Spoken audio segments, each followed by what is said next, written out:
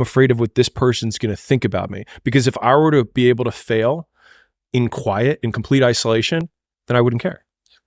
And then I think, well, what if I don't succeed in public? What do they think then? Nothing, right? They don't think about me at all. And so obviously that comes from the perspective of seeking to gain approval and attention from others anyway. So it's like, listen, if you're insecure, which everybody is, let's be real, you might as well use the insecurity to get something out of it, right? Like one of my favorite things about entrepreneurship is like, use what you've got. And so a lot of people think that they need to fix their conditions in order to get like the perfect conditions before they start. But the perfect condition is whatever one you're in, because it gives you whatever assets you have. That's the cards that you're dealt. And so you just play the hand. And a lot of people have great cards. Like one of the really interesting things about, I think about it from a business perspective, but it probably applies to everything, is that there's always an advantage and a disadvantage from every position. And I would talk to guys who are in the space, I would talk at a conference, whatever.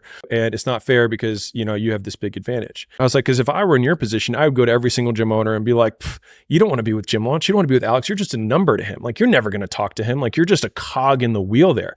With me, you're going to get my personalized attention. There is just some employee down the chain that's following some process, right? I was like, but on the flip side, if I'm talking to that same gym owner, then I'm going to say, you don't want to talk to Jimmy. He lives in his mom's basement. He has no proof that he's good at what he's at. The reason that we're number one in the space is because we've done it so many times and we have a system that we know that if you go on this side, you will get this result on the outside. I was like, there's always a position and there's always an advantage. I was like, you just have to play the one you've got. And most people just look at what everyone else's advantages and don't think, which one do I have?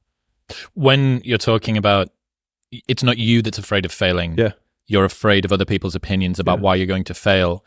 Like, the reason I think that cynicism is so popular on the internet is that the upside of never trying is never having to